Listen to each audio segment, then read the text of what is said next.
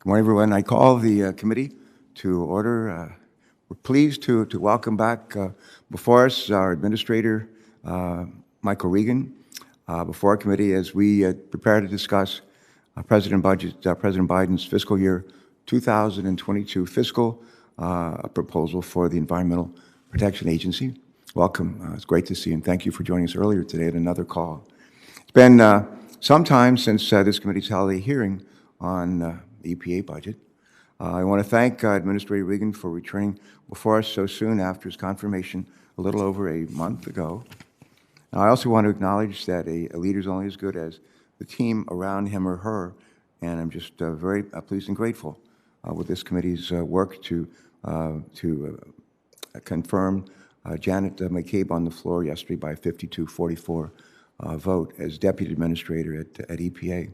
And while not everyone on our committee voted for confirmation, I really do appreciate the spirit of goodwill that everyone has demonstrated. And the Administrator just talked to me again about his interactions with some of the members of this committee and how much he appreciated those.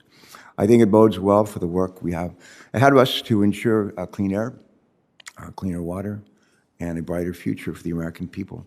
And with that, let me just get started. It's oftentimes said that budgets are about priorities. While President Biden has only released a bare bones budget to date, it's clear that the administration's priorities are aligned, at least in my view, with the needs of the American people. The budget focuses on protecting public health, supporting our nation's economic recovery, and addressing the greatest threat that we face, and that is the climate crisis. Over the last decade, EPA simply hasn't been provided with the resources it needs to get the job done. The agency has been largely flat-funded almost for a decade, a funding commitment that has undermined EPA's mission. Over the last 4 years, we've seen unfortunate administration proposals to slash the agency's budget by 30%. 30%. That would have made EPA's ability to respond to a host of environmental challenges facing us even more daunting. And that's why I'm pleased that President Biden's proposed fiscal year 2022 budget would largely restore the agency's degraded capacity by increasing its budget by roughly 20%. This restorative budget is necessary for EPA to have a fighting chance to ensure the hopes and expectations of a president and Congress 50 years ago are realized today. At no time in recent memories has the need for investment in American health been more urgent than today as we emerge from the worst pandemic in 100 years. As we know, over the past year, the coronavirus has taken over 500,000 lives. And it's been especially deadly for many communities of color, low-income communities, and rural communities throughout our country. These are the communities that have been most assaulted by pollution over the years.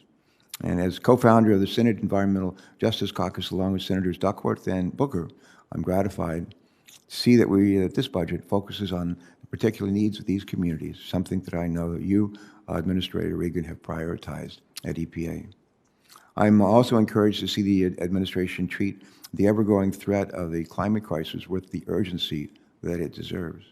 If we're going to successfully cut greenhouse gas emissions in half by the end of this decade while creating millions of new jobs, we need a strong EPA that uses science as its North Star and has the resources that it needs to effectively seize this opportunity. As we shift towards the clean energy solutions of the future, we must make smart, new investments in infrastructure and workforce development to support these efforts. The President's budget reflects a vision of this nation that we can look to for inspiration as we work together to deliver on the promises of clean air, cleaner water in every zip code and create good-paying American jobs to position our economy well into the future. In this Congress, we at EPA are already hard at work to realize that vision.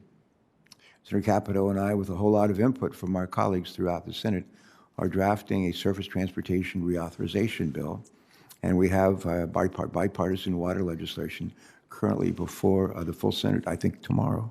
And we're looking forward to a debate and hopefully a strong passage of that bill with a bipartisan vote. That spirit of bipartisanship is at the core of EPA's story. Whether the chair was Jim Inhofe or Barbara Boxer or John Barrasso or me. And it's a DNA, it's our DNA, and we want to keep that, retain that as long as we can. But coincidentally, when the EPA was created over 50 years ago, our country was facing enormous challenges due to dangerous levels of air and water pollution. In 1965, a study by the New York City Council found that breathing New York's air had the same effect as smoking 2 packs of cigarettes a day. Think about that. 2 packs of cigarettes a day just by breathing the air in New York City.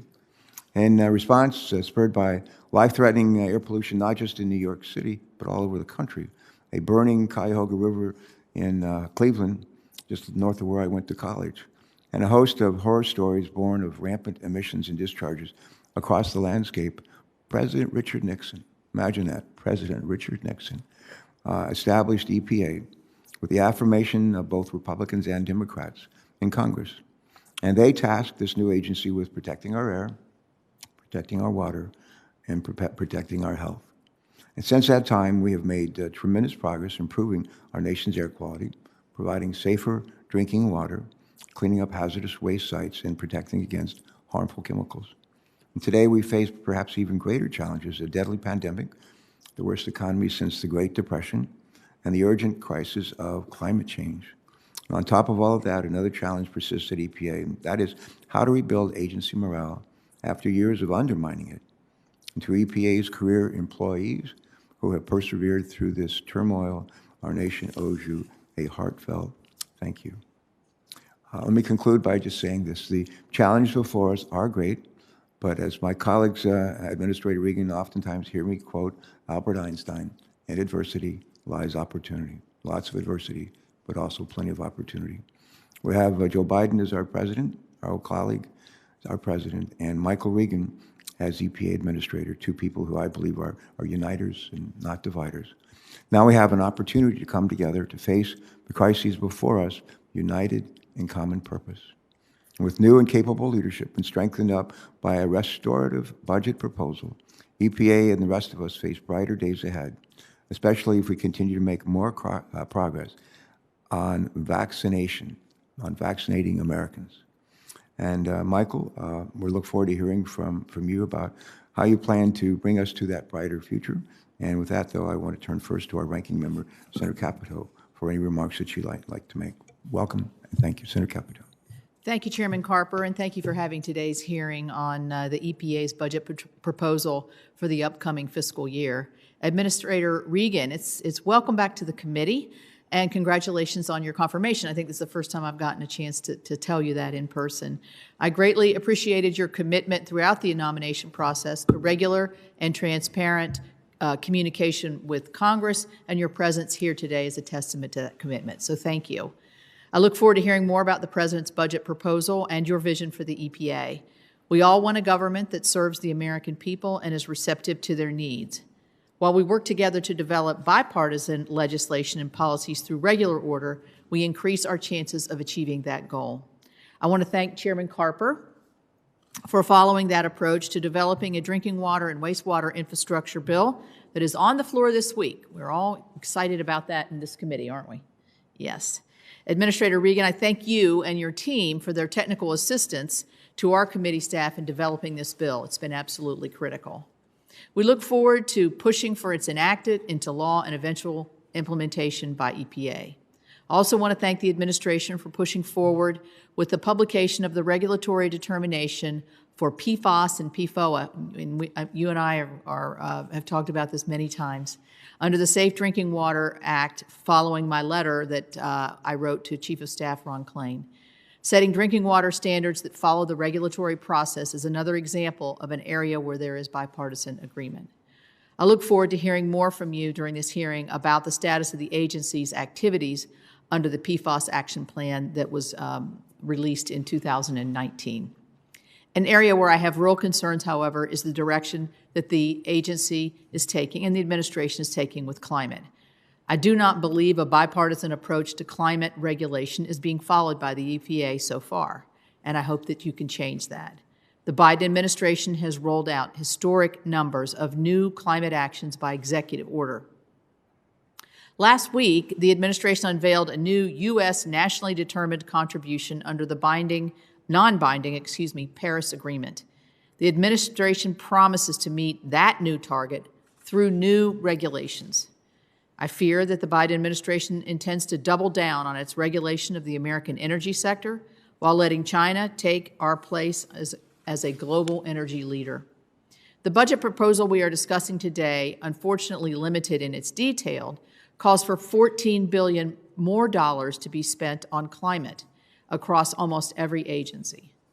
EPA's overall, that's the entire president's budget, EPA's overall budget would grow by 20%, and the chairman's talked about that. Part of that requested increase is to fund implementation of climate regulations under the Clean Air Act. I am concerned this request signals a desire to reimpose overreaching climate regulations. We want to get to the same place here, I think all of us do, in terms of clean air and less emissions. West Virginia saw the effects of aggressive climate regulations combined with difficult economic conditions during the Obama administration. I don't want to repeat that history as we come out of this pandemic. Regulations like the Clean Power Plan had such tremendous implications for states like ours, and it created, for me, environmental justice concerns, and you and I have talked about this. I know environmental justice is important to you, and it is to me as well. Without question, the climate regulations of the Obama administration contributed to, quote, disproportionately high and adverse effects on the health of low-income populations in West Virginia. The economic decline since 2008 in some parts of my state is shocking. As John Deskins from West Virginia University testified at a House hearing last month, the decline of the coal industry has cost West Virginia 15,000 jobs and $3.5 billion in direct economic impact. Deskins observed that the concentration of these jobs losses created a Great Depression in 6 southern West Virginia counties. Economic decline has left behind a cycle of drug abuse, poverty, despair, and health implications. I think sometimes we struggle to define environmental justice, what it is and what it is not. Executive Order 12898 on environmental justice was signed by President Clinton in 1994. It has been implemented by Democrat and Republican presidents. I think it offers a perspective on environmental justice that we could all agree with. The executive order tasks the EPA and other agencies with, quote, identifying and addressing as appropriate, disproportionately high and adverse human health or environmental effects of its programs, policies, and activities on minority populations and low-income populations. Environmental justice is meant to prevent negative impacts on low-income populations from regulations before they happen.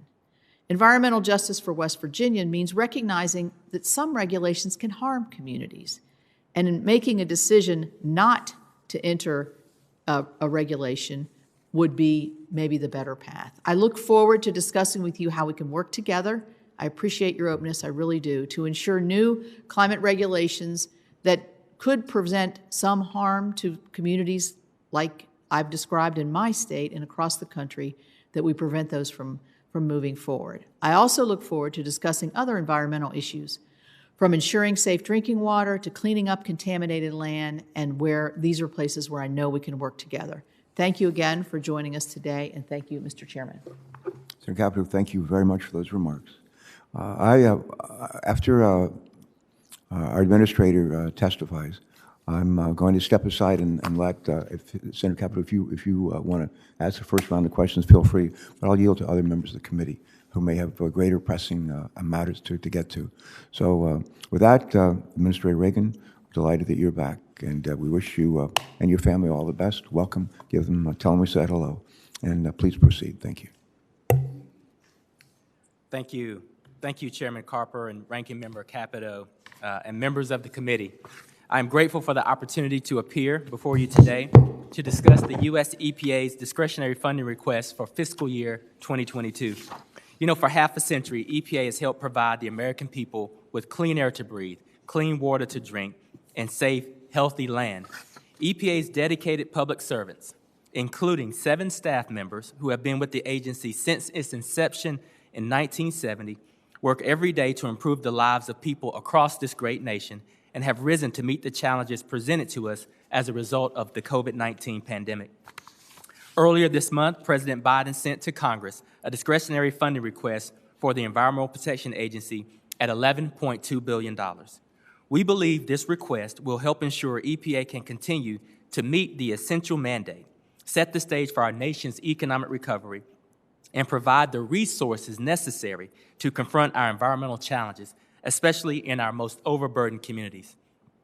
The President has seized this moment to reimagine a new American economy that leads the world in advancing clean energy, modernizing our infrastructure while enabling it to withstand the impacts from climate change, and rights the historic wrongs of environmental injustices that have held back generations of Black, Latinx, Indigenous, and low-income communities.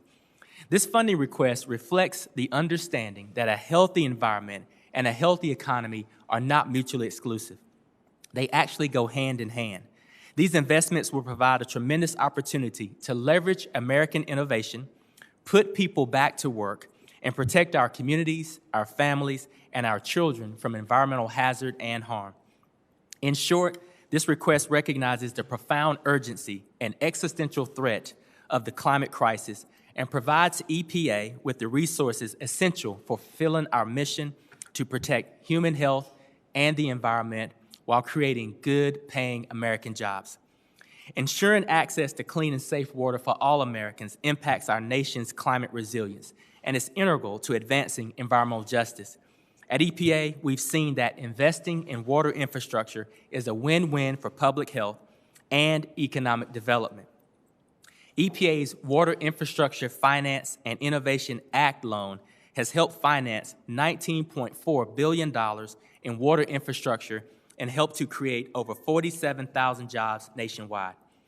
The 22 funding requests $3.6 billion for EPA to rebuild our water infrastructure. It's an increase of more than $600 million over the FY 2021 enacted level.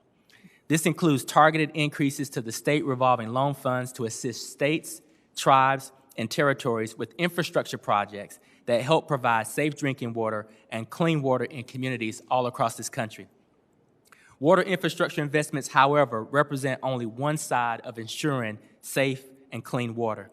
The agency will invest resources and expand its efforts to address the pervasive and persistent chemical known as PFAS found in our drinking water. As part of the President's commitment to tackle PFAS pollution, this funding request provides approximately $75 million to accelerate toxicity studies and funds research to inform the regulatory developments of designating PFAS as hazardous substances while setting enforceable limits for PFAS under the Safe Drinking Water Act. Additional funds for technical assistance grants have also been set aside for state and local governments to deal with PFAS contamination in their communities. Under the President's leadership, we're heeding our call of the youth who are courageously urging world leaders to fight the climate crisis with the innovation, fortitude, and resolve that it demands. This budget invests in programs that will help reduce greenhouse gas emissions, including an additional $100 million for air quality grants to go to states and tribes to tackle emission levels on the local and regional scale. An additional $30 million will also help improve knowledge and impacts of climate change on human health, the environment, and infrastructure through our research programs, more than doubling EPA's climate change research and additional investments to decrease emissions of methane and HFCs. Much like climate change, environmental justice underpins all of our work. The pandemic ignited a perfect storm for communities of color and low-income communities who already bear the highest burden of pollution, suffer the highest rates of mortality from heart and lung disease, and now COVID-19 too. This budget invests $936 million towards a new accelerating environmental and economic justice initiative that will help create jobs, clean up pollution, implement the Justice 40 initiative, and advance racial equity and secure environmental justice for communities who have often been left behind. So with that, Chairman and members of the committee, the fiscal year 22 budget will help ensure EPA can meet the interconnected health and environmental crisis we face, lift up communities who have long been left behind, and put the nation on a prosperous path for economic recovery. This funding request lays down a marker that EPA is ready to meet the moment. Thank you for the opportunity to testify. I look forward to our continued partnership and welcome today's questions. Administrator Regan, thank you very much for those words and again for your presence today. Senator Capito, would you like to lead us off, please? Sure. Thank you. Thank you for your statement, and I'll get right to it. Last week, the administration pledged to reduce greenhouse gas emissions by 50 to 52% from 2005 levels by 2030 as part of an international climate summit organized by the president. According to a White House fact sheet, the National Climate Task Force developed those figures from, quote, a detailed bottom-up analysis, standards, incentives, programs, and support for innovation were all weighed in the analysis. I know that you are a member of that task force, so I'm interested to know more about what EPA's role was developing this, which EPA regulations do they rely on to get to this emissions pledge, and I also would like to know if it's public information we could see how these figures were arrived at. Well, thank you for the question, Senator. I believe and know that EPA is central to the NDC number that was developed and what we did as part of our contribution. I'd like to acknowledge that the NDC number is a government-wide approach. Right. Not purely from regulation, but looking at all of the agency's contributions through regulatory and non-regulatory. Our role will be critical, and I think we projected what we can accomplish and do through our non-regulatory and regulatory programs. So when we look at what we're planning to do with tailpipe emission standards on our vehicles, when we look at what we plan to do on regulations that focus on emission reductions, and when we look at what we plan to do in concert with the Clean Power Plan, those are just a few of the regulatory actions that were considered in the NDC, along with voluntary programs that we have, our Energy Star program, looking at our partnerships with agriculture and all the work that they're doing on a non-regulatory level. So we attempted to quantify EPA's role in its contribution to meeting that NDC, and we believe that it's a good target. Are those figures, I mean, you've mentioned quite a few, are those available for public view to see what you estimated the emissions reduction targets would be under those programs? I think the information that we generated that focuses on conceptually where these regulations might land within a range, that information can be made available. Oh, thank you. I'd like to see that. Last year, the president signed two pieces of legislation in the Diesel Emissions Reduction Act and also the Use It Act, which helps EPA to support carbon capture, utilization, sequestration, research, and permitting.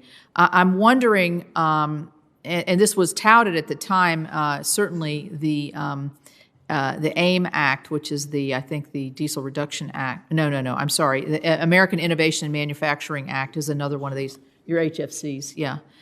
Your HFCs, our HFCs, is perhaps the most significant climate legislation. Your budget and your testimony did not mention the Use It Act or the AIM Act. Is this still EPA top priority? And are you going to begin, the regulatory framework for this? This is obviously something we came together on. It's important to all of our members. Absolutely. It goes not unnoticed that the AIM Act is one of the most important pieces of legislation to combat climate change. I'm happy to report that we're excited about that bipartisan piece of legislation, and we're on track. We're on track for developing the regulations and the implementation associated with that. Well, knowing that regulations take a long time to roll out, I mean, are we talking years here or 6 months, or how do you quantify that? I'd have to take a look at exactly what the time frame is. I can tell you it's a priority. I just had a briefing and a discussion this week, and so we can get the specific timeline, but we recognize the urgency and the importance of the legislation, and we can provide you with those details. Okay, let's talk PFAS here for just a minute. You mentioned it, and certainly I mentioned it as well. And while EPA has made a lot of progress under the PFAS action plan, there's obviously a lot of work left to do. And as you and I have talked, we need to make sure we have the sound science here. You're requesting $75 million focused on PFAS studies and research. Could you give a few more details? And also, that drinking water standard is where I have a great deal of interest. I want to know where you all are on that and where you think you might be able to give us something more definitive in your action plan. Yes, I'll say that, and obviously for the $75 million, there'll be a lot more detail in the full budget to come. But we are moving full steam ahead. Setting that drinking water standard is very important to us, and we're moving ahead with that. I think that we had to make up for some lost time, ensure that we have the best science informing that drinking water standard, and looking at our statutory authority. In addition to setting that drinking water standard, we're also looking at the science behind designating PFAS as a hazardous substance. We want to be able to look across multiple EPA programs. And so we're having a look at sort of PFAS and the applicability of CERCLA. We're looking at PFAS as it relates to a drinking water standard. And we're also looking at, I've actually set up a PFAS council within the agency to be sure that as we look at sort of our Superfund brownfields approach, circular approach rather, and looking at our drinking water approach, that we're looking at PFAS in its totality. We recognize it's a pervasive chemical. It's impacting many communities. And so in addition to the regulations, we've also got some remediation and cleanup that we know needs to be done, and needs to be done fairly quickly. So we're taking a comprehensive look at it. Good, thank you. A quick question. You allude to a lot of research and additional research dollars. I'm curious to know, is those research availabilities, they're spread all over the country, I would imagine, to different higher education institutions. It's not done just within the EPA. Is that a correct assumption on my part? It is. Many of these chemical compounds, there is just not a lot known about the health impacts. And so when we think about setting regulations, we want to be sure that we set the regulations at the appropriate level. We don't want to miss that mark. And so the more we can convene with our academic institutions, the CDC and others, to be sure that we have the right amount of science and health studies to set these regulations, I think the better off it is for all of us. So I would encourage you, as you're, if you do get the available funds and you're expanding your research, to maybe go outside what would be your typical universities or colleges that are known as, or the biggies. I'll call them the big guys. To look at a West Virginia University or Marshall University, universities all throughout this country that have a great deal of bandwidth to be able to do these kinds of things, looking for research opportunities, and particularly in our state, having been ones that sort of at the tip of the spear of a lot of these regulations, I think it would help us become part of that solution. And so I would encourage you at EPA to look in that direction. Thank you. Thank you. In the Navy, when we're wanting somebody to take home a particular message, whoever's like instructing a class or whatever, they would stomp their foot, and we'd be reminded to take notes. And that was probably a foot stomper right there. So I'd urge you to take it. Thanks for those questions and responses. We have on deck Senator Cardin, I believe, is next by WebEx, then followed by Senator Inhofe. Senator Markey, I think, is next on WebEx, and Senator Bozeman after that. But Senator Cardin, you're up, and then Senator Inhofe on deck. Well, Mr. Chairman, thank you very much. Administrator Regan, thank you for your leadership at EPA. I want you to know many of us are very supportive of President Biden's commitment in regards to the climate summit and what America will do. We're going to be a global leader because we recognize this as a global problem, and we got to lead by example. So there's a strong support for the initiatives of the administration. I want to follow up on a conversation we had a little bit earlier today in regards to clean water and the availability of clean water, the environmental justice issues, and climate resiliency in water infrastructure. And we're going to give you some additional help today in a bipartisan bill that we expect to pass on the floor in regards to clean water, drinking water, and wastewater. But I want to deal with the issue that in dealing with resiliency, there's a cost issue to the local agencies. And the ability to deal with this by the ratepayers presents significant affordability challenges. So in the legislation we're considering on the floor, there's a pilot program that was offered by Senator Wicker and myself that will allow you to establish pilot programs to deal with the affordability issue. I know you have other tools available in your toolkit to deal with this. I just really want to hear how this budget that's being submitted will help us deal not only with clean water and safe drinking water and wastewater, but how it will deal with the affordability. What resources can be made available to deal with the community challenges on the affordability of water? Well, Senator, thank you for that question. It's an excellent question, and you know, I am so delighted that there's a bipartisan bill coming from this body that demonstrates that this is a bipartisan effort that is plaguing many communities across the country. The good news is that EPA has experience in this area with our water infrastructure grants and loan programs. And so what we want to do is infuse capital into an infrastructure program that was tried and true and that we've invested billions of dollars in over the years and helped to spur economic prosperity through those lenses. I think through our low interest and no interest loan programs, as well as our grant programs, we have targeted criteria for those recipients who are best positioned to leverage these resources, whether it can be through a loan program that they can afford to repay or grant programs where we have some of the challenges that you've raised. Water affordability is very important to this agency, being led out of OW by our Principal Deputy Rodica Fox. She brings a lot of experience on water affordability. We recognize in the monies that we're asking for these resources that can focus on the infrastructure in general, the water quality aspects of them, but we have water affordability built into the funds that we're trying to distribute to ensure that it's not only good quality drinking water, but that our public can afford it. And by the way, we're also building in resiliency, not only to climate change impacts, but to cyber threats as well. We estimate that there's about $743 billion worth of water infrastructure needs across this country. I know 18 to 27 alone in my home state of North Carolina. So the resources that we're requesting in the 2022 budget are a beginning for us, and we're proud to see the $111 billion the president has proposed in the American Jobs Plan. It's going to take these resources matched with public and private investments to catch us up to be where we need to be. And I support those efforts. Let me give you one other bipartisan initiative here, and that's the Chesapeake Bay. I've worked very closely with Senator Capito and others on our committee. And I know that your budget requests additional funds for the agency. I hope that some of those resources will be used to expand the federal partnership with the Chesapeake Bay, fill the position of the Chesapeake Bay Czar, and just up the game of the federal partnership in the Chesapeake Bay.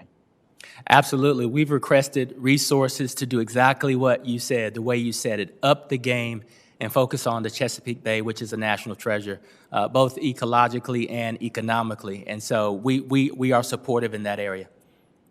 Well, thank you. Thank you, Mr. Chairman. Thank you, Senator Cardin. And thanks very much to you and the team that you lead, your staff, for all the good work that you've done in consultation and cooperation with Senator Capito and myself, Senator Duckworth, and others on our water legislation that's up before the full Senate tomorrow. Thank you. I think next is Senator Ian Hoffman. Senator, please proceed. Thank you. Thank you, Mr. Chairman. And Mr. Regan, I have to, confession is good for the soul. And I confess that I came from the House to the Senate in 1994. And during that time, I can't think of any person who has possessed a position like yours that I've been more fond of, but had to vote against than you.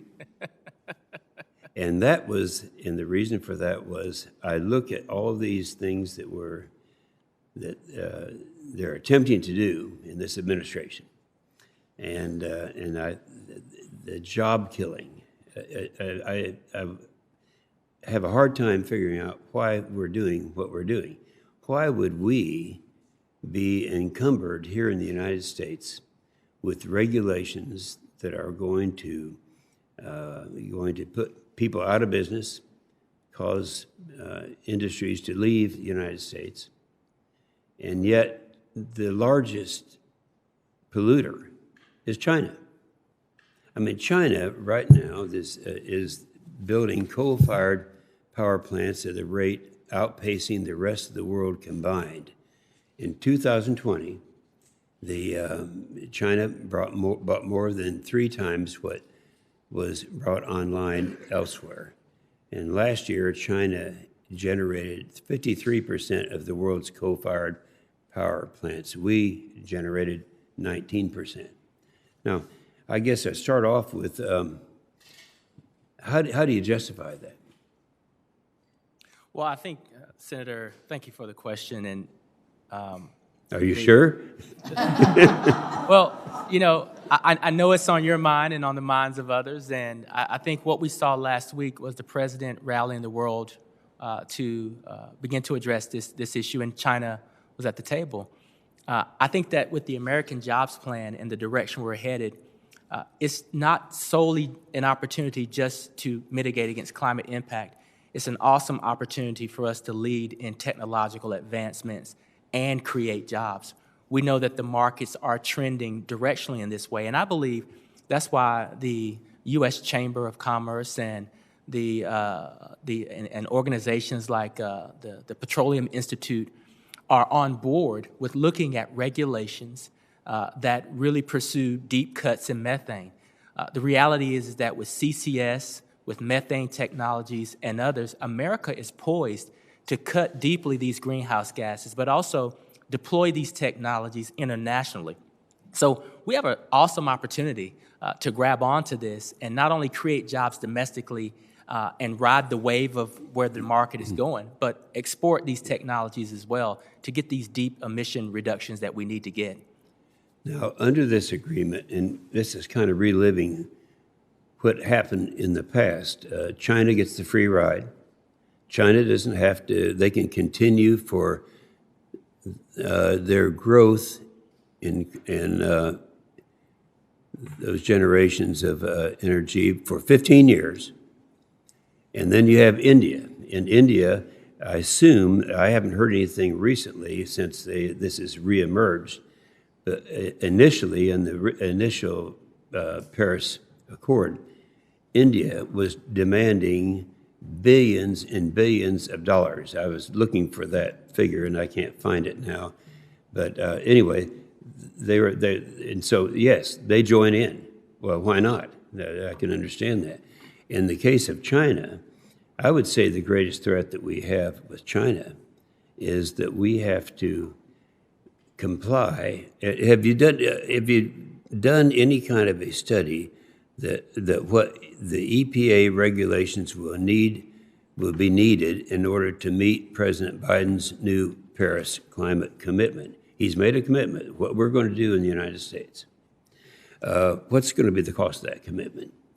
Well, I think the studies that we've done and what we're actually doing in terms of meeting that commitment is we're in constant communication and right now engaging with the automobile industry and the unions.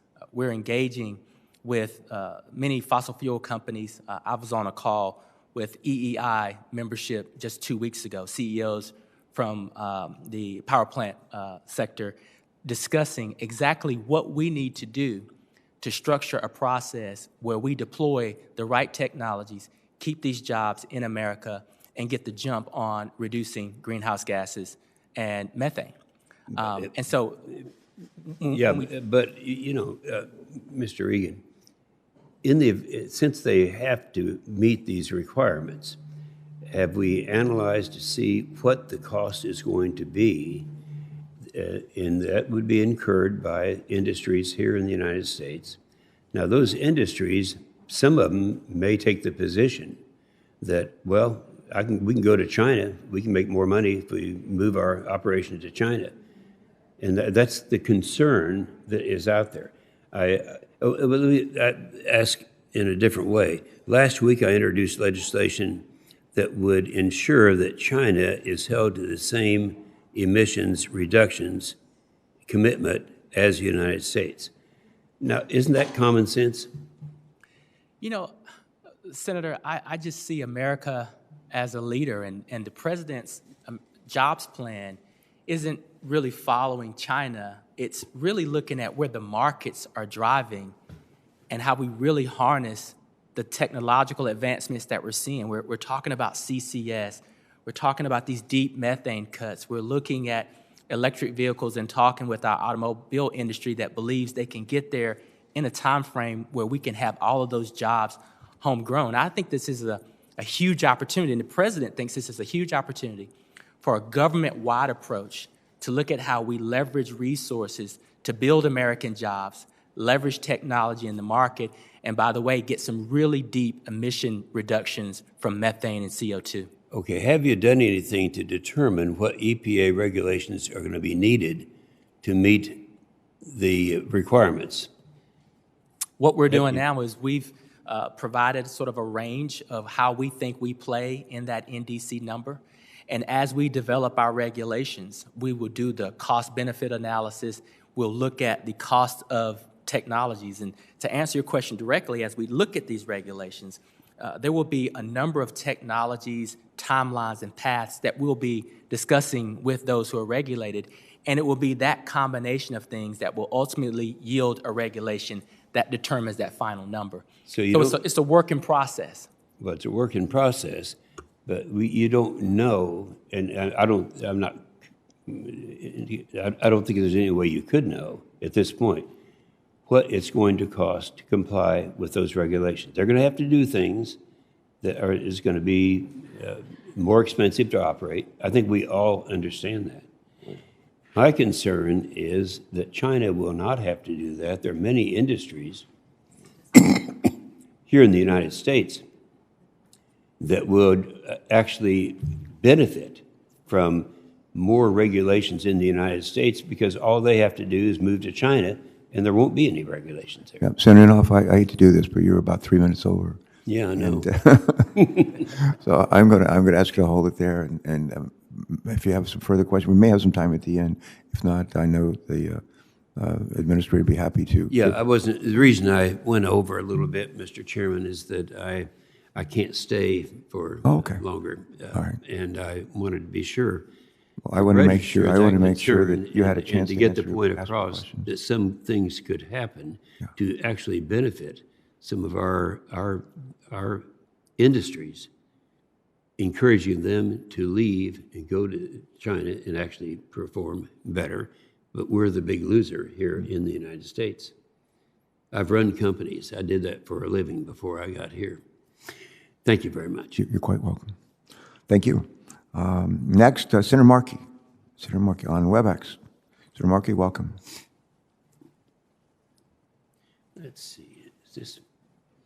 Senator Markey? Can you hear me? Can you hear me? I can barely hear you, Eddie. Go ahead. Just a little bit louder. You can hear me. Oh, beautiful. Beautiful. Yeah. Thank you. Mr. Administrator, talk a little bit about methane, please, and what we can do in order to dramatically reduce the amount of methane which is coming out of the oil and gas sector.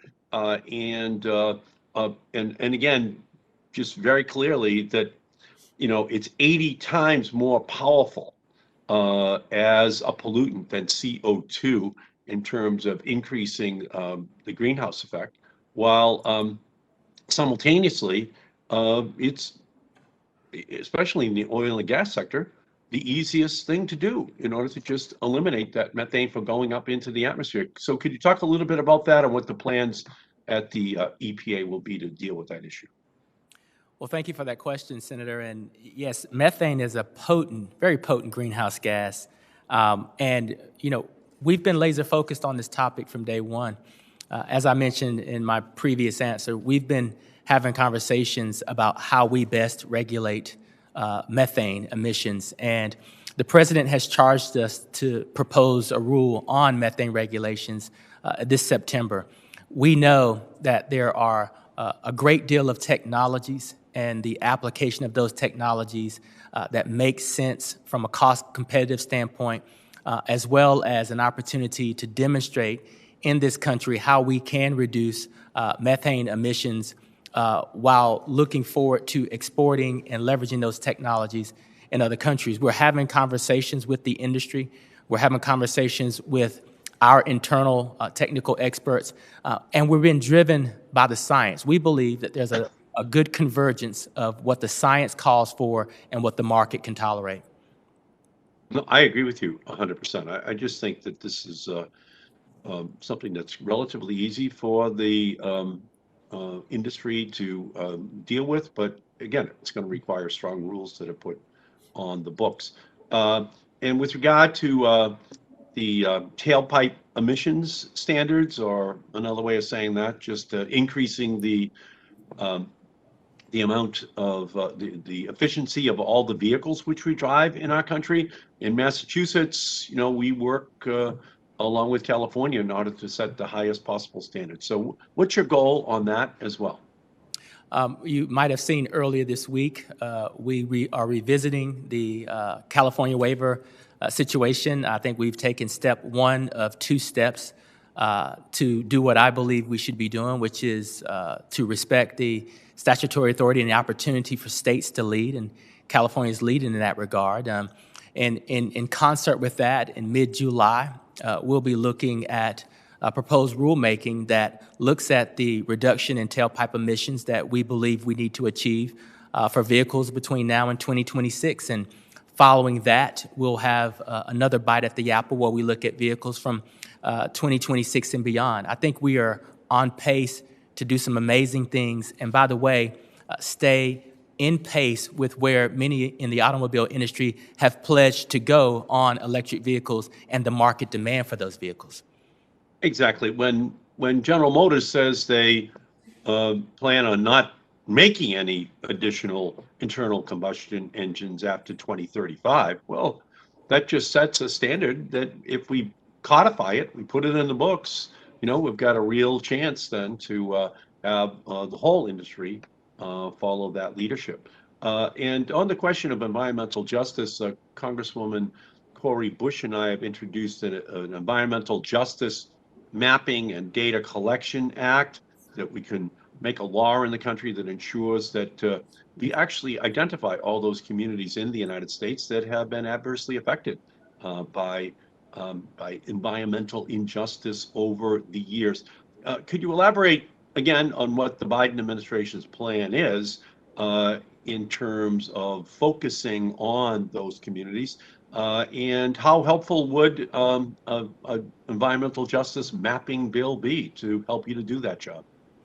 Well, thank you for that question, Senator, and I'd love to learn a little bit more about that legislation, but I believe that, it would be very complementary and actually help accentuate many of the things that we're attempting to do at EPA. We've got mapping tools and we've got data and information, but we need more, and we can always do more. And what we're seeing in this 2022 budget request and also in the American Jobs Plan, it acknowledges that there are significant resources required to pay attention to past transgressions in terms of those who have been disproportionately impacted by pollution. We need to infuse environmental justice and equity into our rulemaking, into our policies, into our grant making, and there's just so much work that needs to be done. So I actually look forward to learning more about the legislation and the complementary aspects of that. Beautiful. And would you consider elevating the Office of Environmental Justice to a standalone office to give it more authority, more autonomy in its decision-making? Yes, I am in the process now of identifying an environmental justice advisor to come in and to do just that, to aggregate all of the environmental justice and equity work within the agency under one roof, not just environmental justice and equity, but also civil rights. And so what we're doing is we're looking at unifying those efforts to be sure that they get the level of attention that they should, but that they're integrated across all of the offices at the Environmental Protection Agency. Great. It sounds like the kind of leadership our country needs. Thank you. And thank you, Mr. Chairman. You're quite welcome. I've been joined by Senator Whitehouse. Welcome, Sheldon. I think next on to join us is By web access, Senator Duckworth. Senator Duckworth, are you there? No? Senator. I'm sorry? I am here. Thank you, Mr. Chairman. Administrator Reagan, thank you for being here today. I very much am glad to be able to speak to you. The EPA Office of Inspector General recently published a pair of reports that revealed the Trump administration's political appointees improperly interfered with the work of the dedicated civil servants in EPA Region 5 office located in Chicago. I originally requested these IG investigations after receiving troubling information, but even I was shocked by the scope of the abuse that investigators uncovered. This includes senior political appointees betraying their oaths of office by instructing Region 5 staff to not monitor toxic emissions, hide reporting, suppress staff comments, break with standard protocols. I was particularly outraged to learn that the Trump administration delayed communicating potential health risks to Illinois residents who lived near ethylene oxide emitting facilities, even going so far as to edit the Region 5's webpage to hide emissions data from my constituents. The EPA OIG also discovered that senior political appointees in the Office of Air and Radiation issued instructions that hindered Region 5's ability to effectively address ethylene oxide emissions. Ethylene oxide is a carcinogen that can cause lymphoid and breast cancer. And even for the Trump administration, the behavior uncovered by the IG represents a shocking dereliction of duty that placed the well-being of corporate polluters ahead of the health of Illinois families. Fortunately, the Biden administration is following through on its commitment to support EPA's dedicated workforce. And Administrator Regan, I'm confident that under your leadership, Region 5 will be empowered to carry out its mission with integrity and urgency. Will you commit to working with me to prioritize the appointment of an excellent permanent leader of EPA's Region 5 office and implementing the OIG recommendations to prevent the types of abuses that took place over the past 4 years from ever happening again? Well, thank you for that question, and it is so disturbing to see the level of political interference and the lack of scientific integrity that took place over the past couple of years. I can commit to you, as a matter of fact, I had a meeting just this week with the Inspector General to talk through this very issue, and they rightfully so are making sure and holding EPA's feet to the fire that we do things the right way moving forward. And so we're enjoying developing our relationship with the IG and trying to right these wrongs, and we're going to do our best to do it as expeditiously as possible. I will commit to working with you on leadership in Region 5, and I'll commit to you and work with you on not only this issue, but many of the environmental justice, clean air, clean water issues that you're doing such a great job in championing. Thank you. And now that I'm looking forward to that. And I do want to touch on the environmental justice issue. You know, as one of the co-founders of the Senate's first ever Environmental Justice Caucus, along with Senator Carper, and I'm committed to working with you to strengthen our tools to achieve restorative justice for long neglected communities. And Senator Booker is working with me on this as well. I think critical in this effort to enhance environmental justice is to make sure we enhance our environmental justice mapping capabilities so that EPA is able to integrate nationally consistent data and environmental and demographic indicators in maps and reports. Such a comprehensive database will inform and improve development decisions, grant awards, community awareness, all of that. Do you agree with me that our efforts to build back better would be dramatically enhanced with the help of an effective, accurate, and continuously updated federal environmental justice screening tool? And will you work with me to achieve this goal in the coming months? We absolutely believe that with more data, we can have better performance. I do look forward to working with you on that, learning more about that legislation, but more importantly, my agency, with the request of the 2022 resources and the resources request in the American Jobs Plan, being able to partner with you in a very thoughtful and careful way and provide all of the technical expertise that you all need to be successful in that piece of legislation.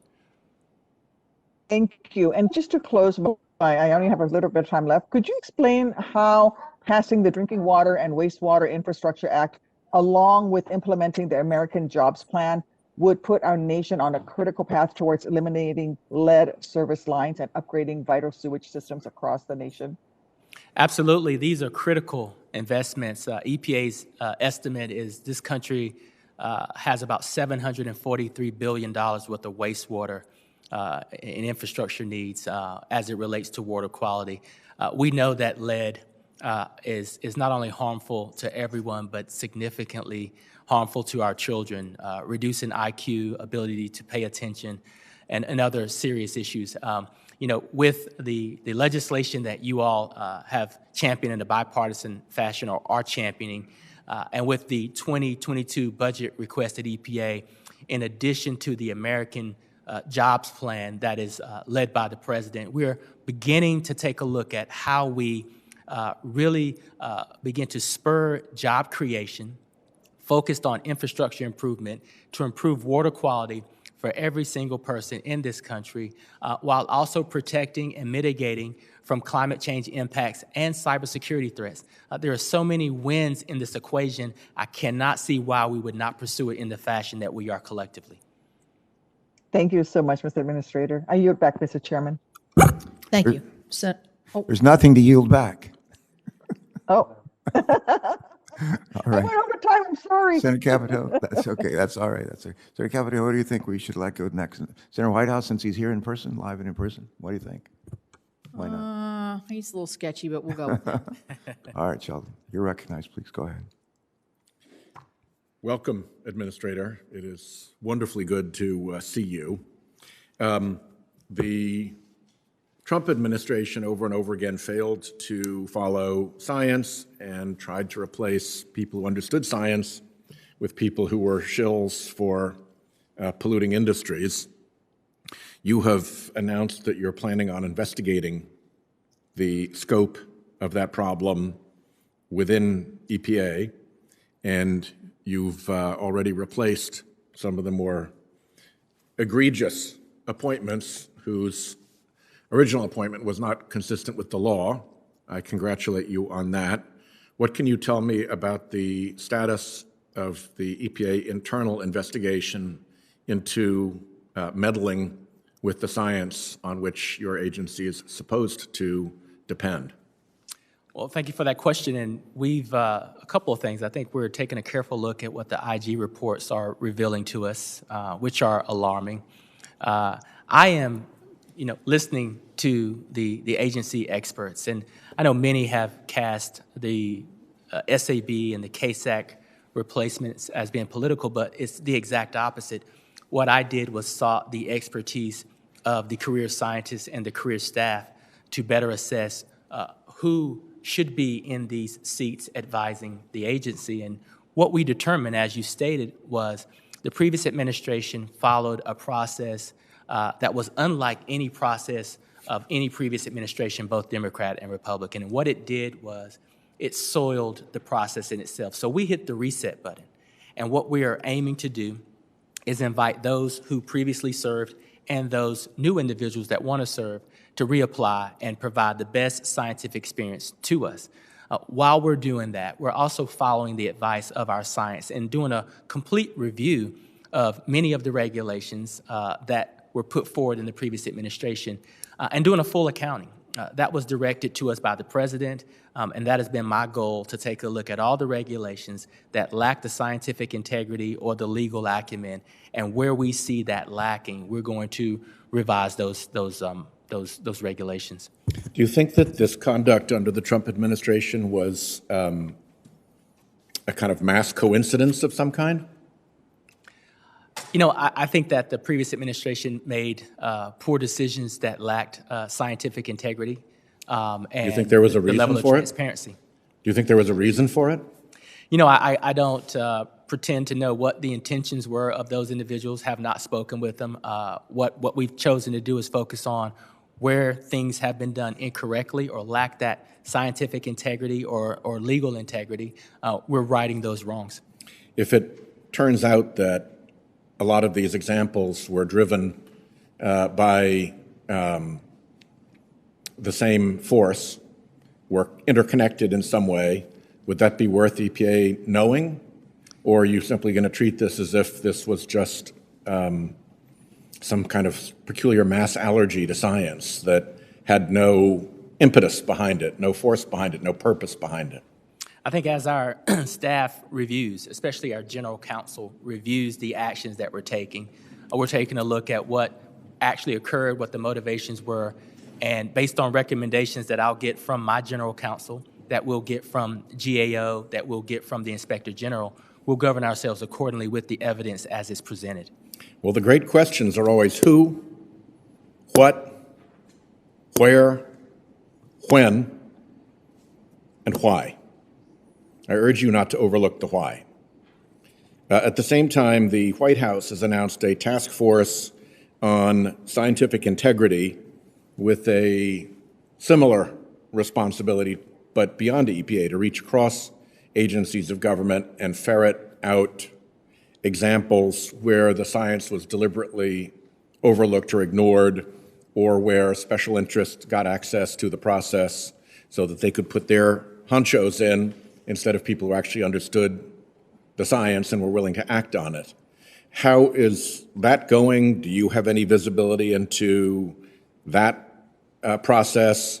I assume you are contributing to it in some way as one of the agencies of government. What can you tell us about how well that's going? Well, I can say that we will be contributing to that process, and we are having these conversations. The EPA has never and will not act in isolation. Many of the decisions that we make not only impact our stakeholders, but impact our sister agencies as well. So to your point, the wisdom behind it is it's a government-wide approach. We're going to be a central player in that. We believe that what we're uncovering will inform that process, and what that process uncovers will inform ours as well. Well, I'll conclude by observing that if at the end of the day nobody understands the cause of all of this, you haven't done your jobs.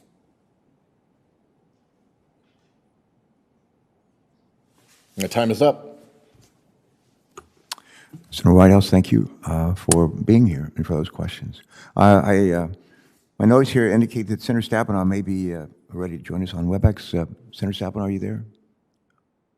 I am, Mr. Chairman. I've had the opportunity to listen for the whole hearing so far, and I want to congratulate you and our ranking member again on an excellent hearing, and Administrator Reagan. It's always wonderful to have an opportunity to talk with you, and there's so many things that you oversee that affect Michigan and that I care about deeply, and I will limit my questions today, but I first have to say that I am very excited about what our American automobile industry is doing to really lean in aggressively, tens of billions of dollars in investments, and we have, as you've indicated, a real opportunity to be partners with them in doing something very, very significant. So look forward to continuing to focus on those issues for sure.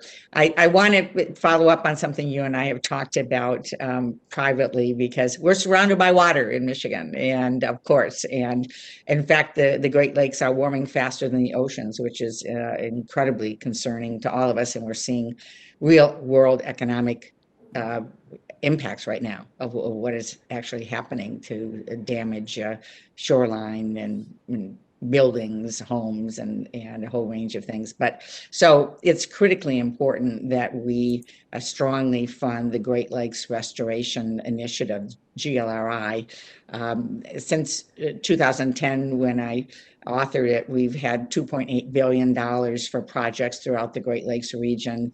And every dollar we put into the GLRI actually delivers $3 in economic return. It's a real winner. So in January, early January, we passed the new GLRI, which was led by Senator Portman and myself, and Senator Tammy Duckworth and Senator Braun from the committee. And under the bill, we have increased the authorization for funding from $300 million to $375 million in this fiscal year. And so I know you haven't yet released the requested funding. We're not sure what's in there, but I'm just strongly encouraging you. We certainly hope that the $375 million will be in this year's budget. So I don't know if you want to give us a preview right now, but we certainly think it's incredibly important that those resources be there.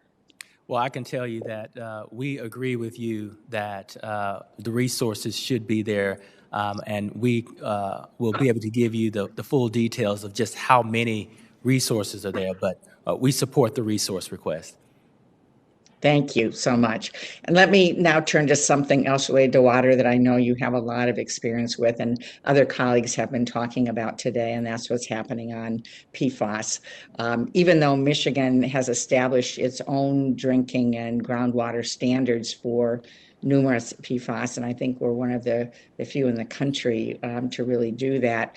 The Department of Defense has been a challenge to work with when addressing PFAS found on legacy bases like Wordsmith in northern Michigan. So as the EPA explores new drinking water standards and a hazardous designation under CERCLA, how will the EPA work with the Pentagon to accelerate cleanup and remediation at decommissioned bases? To answer your question, we'll work directly with DOD. But for a few scheduling issues, Secretary Austin and I were planning to sit together with our teams just Monday before last to tackle this issue for the first time in a scheduled meeting. But he and I have talked about how we plan to tackle this issue together. And so we know it's a very important issue. I know firsthand, coming from North Carolina and dealing directly with the PFAS issue, and North Carolina being also one of the most military-friendly states in the country, how important this opportunity is. So I can commit to you that Secretary Austin and I have already had some outreach on this topic and plan to look at ways that we can work together as we look at the drinking water standard, as we look at the hazardous designation, and as we collectively look at remediation and cleanup all across the country. Great, really important. So I'm glad to hear you're having those conversations, and I hope it will really result in some much quicker action, not only in Michigan, but I know for colleagues across the country. One final question. I first want to thank you for the EPA's decision on February 22nd to support the 2020 decision of the U.S. Court of Appeals for the 10th Circuit, which found that a number of small refinery exemptions approved by the previous administration were inappropriately issued. Wondered if you could tell us what additional actions the EPA can take this year, and just as one example, how can EPA address the backlog of pathways that qualify various feedstocks for biofuel used to fuel vehicles and in the production of electricity for EVs? Well, you know, the position that we've taken is we believe that the 10th Circuit's reading of the law is the correct reading. We know that this issue will be or is before the Supreme Court, and so the agency is awaiting the ultimate decision of the Supreme Court, and we'll govern ourselves accordingly and follow the law. As it relates to, volumes, we know that there's a backlog in establishing the volumes for the years 2019, 2020, and we've got to set volumes for 2021 and 2022, and we're working on that backlog. But there's a lot of time that we've got to make up, but we're focused on ensuring that the intent of the RFS is met and that EPA does its part. Thank you so much. Thank you, Mr. Chairman. Thank you, Senator Stabenow. Thanks for the great work you do on the Ag Committee, too, with the overlap on environmental issues. Thanks so much. Thank you. We're joined now by a senator from, I think I'm hearing some echo there. So somebody can mute, I'd appreciate it. Senator, we're joined by Senator Mark Kelly from Arizona. Senator Kelly, please, thanks for joining us, and you're recognized. Yeah, thank you, Mr. Chairman. Acoustics are not great in this room. It's an observation. I don't know. Maybe it's the sound system. Administrator Regan, thank you for being here today. I may have a PFAS question as well, but first I want to ask you about abandoned uranium mines. There are over 500 abandoned uranium mines on the Navajo Nation. And I was really pleased to see the outline of the EPA's fiscal year 22 budget proposal and how it includes more than $900 million for a new Accelerating Environmental and Economic Justice Initiative. Will the EPA's existing work on abandoned mine cleanup be included as part of this initiative? You know, I believe that we'll have some role in those activities, and where EPA's role is appropriate in partnership with our other sister agencies, we'll be there to focus on that issue. Yeah, these are uranium mines, as you know, are affecting the health of thousands of Navajo people. And how will this work on this new initiative fit into the existing work outlined by the EPA in the 10-year plan to address impacts of uranium contamination on the Navajo Nation, which was released back in January? You know, part of our work is improving at the President's directive. He's indicated that all agencies need to improve the consultative process with our tribal leadership. And so what we're doing is we're engaging there to look at these contamination issues, especially the pervasive issues that impact water quality, not only from a public health standpoint, but from a cultural impact as well. Mm-hmm. And so as we look at deploying these resources around environmental justice, environmental equity, and sort of these reclamation issues, we're very sensitive to engaging these stakeholders as we look at the best way to move forward. Well, thank you. I look forward to seeing progress on the uranium mine cleanup issue on the Navajo Nation. On another topic, in 2015, the Obama-era EPA issued national minimum criteria for existing and new coal combustion residual landfills.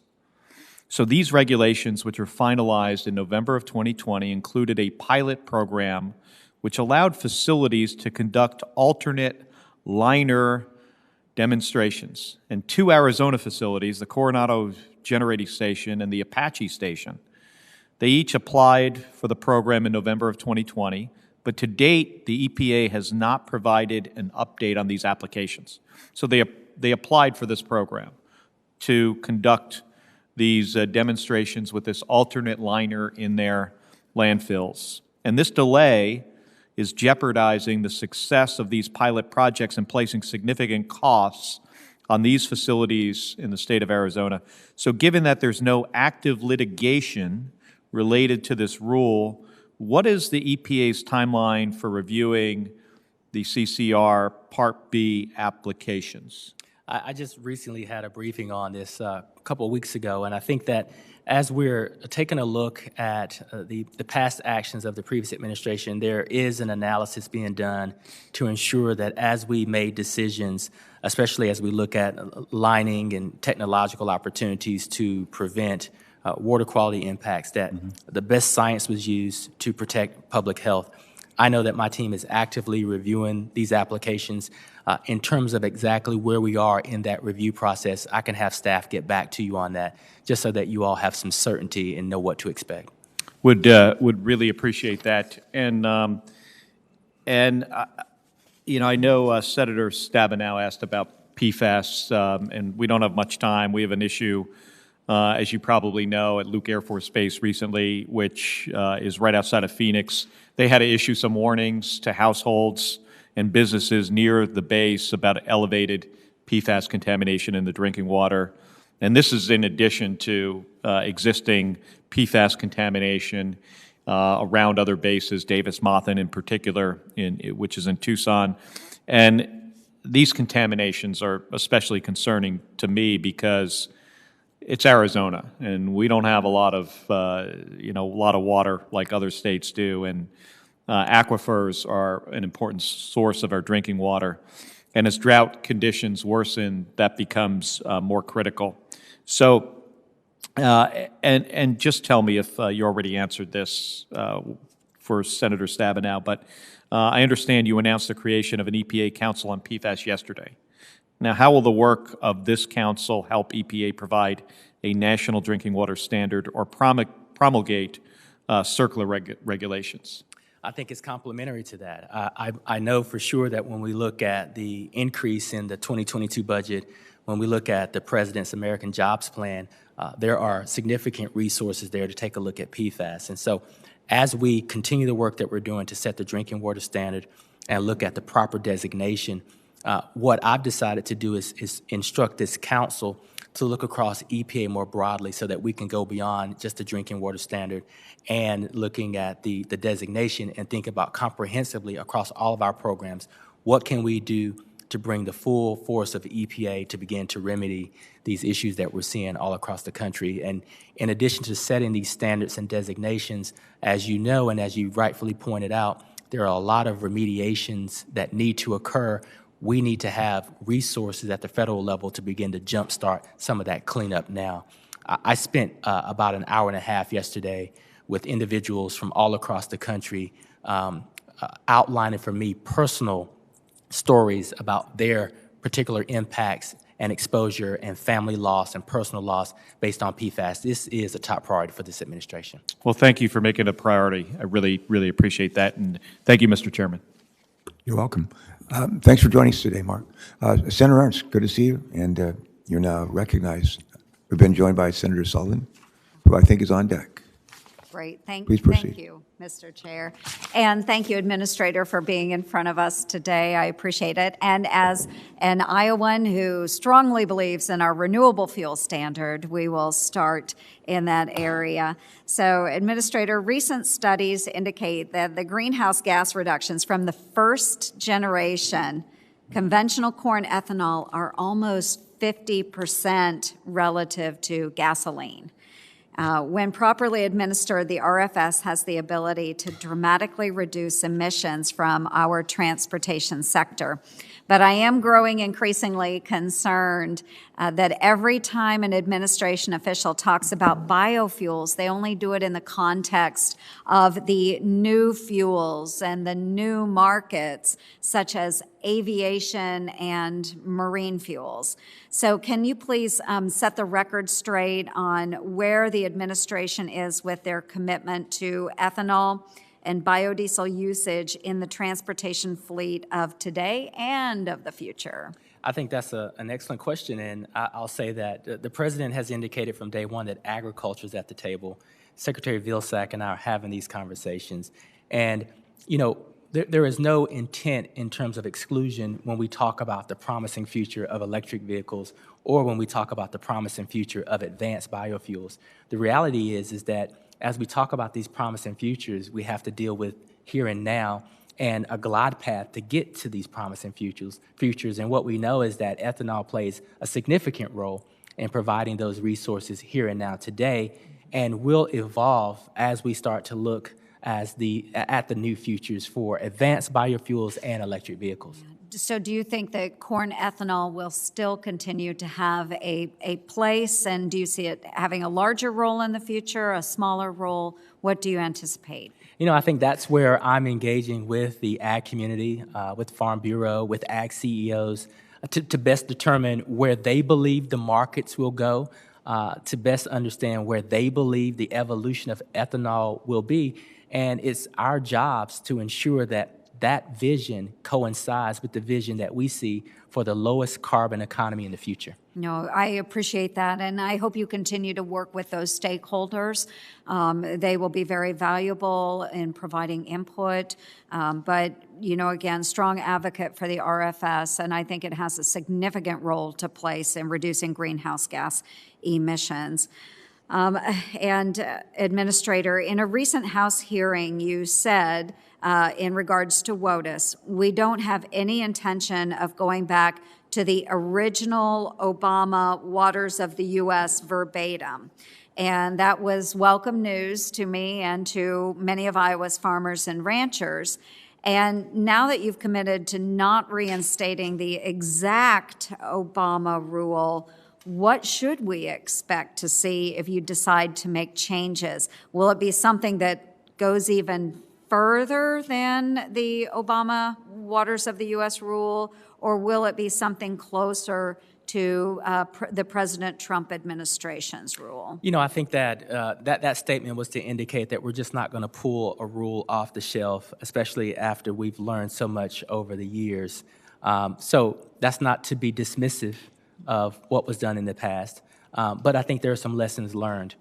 We're also not quite satisfied that the waters of the U.S. developed under the Trump administration is as protective of water quality as it could be while not placing administrative burdens on our small farmers. So what I'm not willing to do is sort of prejudge the outcome without an earnest engagement with our ag community. I've pledged to engage with our agriculture community. I've pledged to work with USDA and Secretary Vilsack.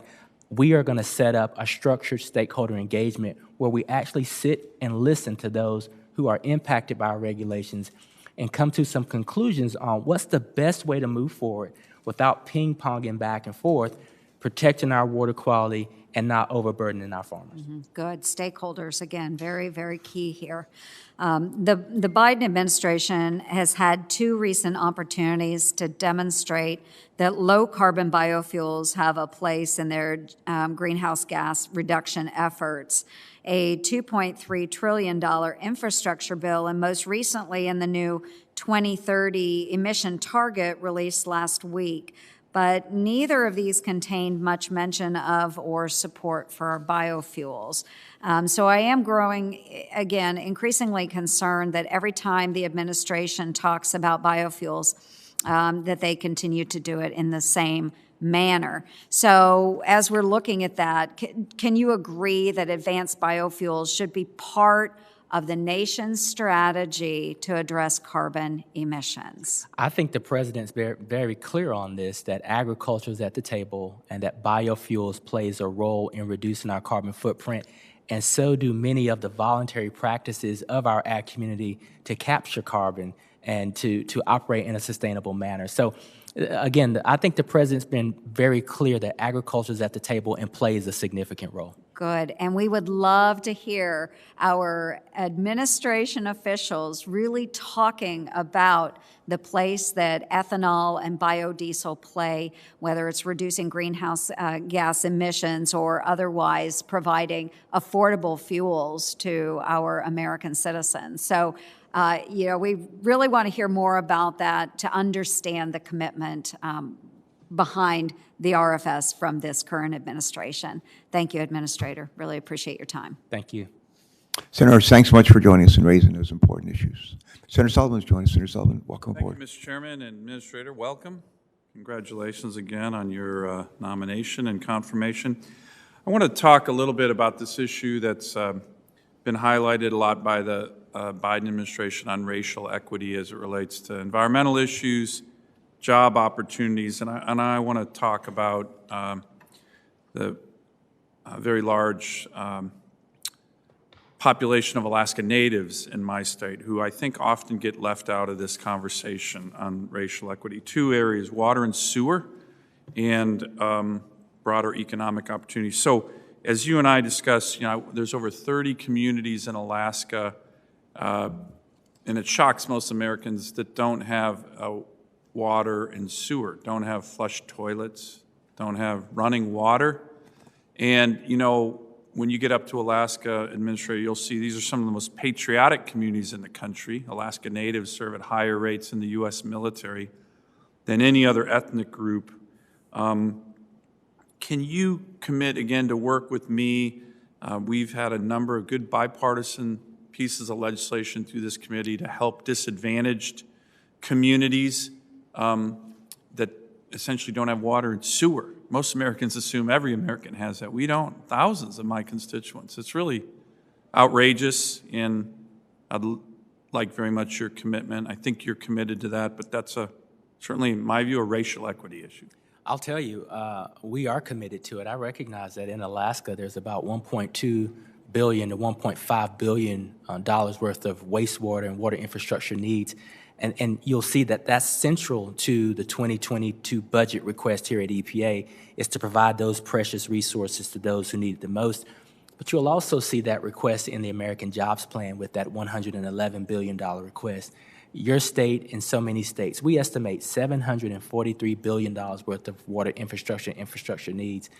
To your point more specifically, not only are we looking at those infrastructure investments, but we're looking at water affordability as well, and water quality. So you have my commitment there. Thank you. I want to work with you. Let me go to another issue, and this is kind of broader economic opportunity, and this is where I hope I can get your commitment. I'm dubious, though. There's been 9 executive orders issued by President Biden targeting Alaska. 9. I don't think there's any other state in the country, certainly not Delaware. As I've said in Senate floor speeches, if there were 9 executive orders targeting the economy and jobs of Delaware, the chairman, everybody else would be on the floor pounding their fists. But my state seems to get a lot of love from this administration. We don't like the love, right? Because it's job killing.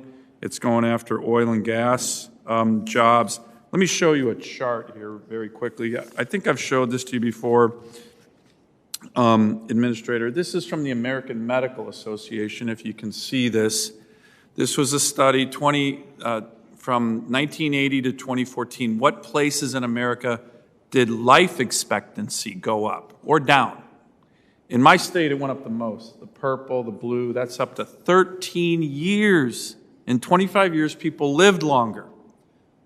No policy indicator of success more important than the people you represent live longer. Thank you. Here's my concern. They lived longer in my state because they had jobs, because they had resource development, because they're developing oil and gas. Do you think we still need oil and gas in America today? Well, there's no doubt that natural gas plays a critical role. And oil. And oil. Okay. How about, and I appreciated your comments during your confirmation process, you didn't want to put anyone out of work. That wasn't your goal, correct? That's correct. So right now, unfortunately, we have a lot of executive orders that are doing just that. Gina McCarthy, John Kerry are essentially saying we need to limit and unilaterally restrict production of American energy. The mayor of the North Slope Borough, a Nupiat Alaska Native leader, in a op-ed last year in the Wall Street Journal entitled Goldman Sachs to Native Alaskans Drop Dead. I'd like to put this in the record, Mr. Chairman. Without objection. He mentioned that as investors are being told don't invest in Alaska energy sector, John Kerry's doing that, by the way, that this is a concern that these banks are, quote, demonstrating the condescending, subtly racist attitude that has been the hallmark of the way Westerners deal with indigenous people, unquote. That's from this article, saying don't invest there without asking the native people there. The vast majority of the people I represent want economic opportunity in these places, including in the energy sector. I think this is an issue of racial equity that doesn't get mentioned very much.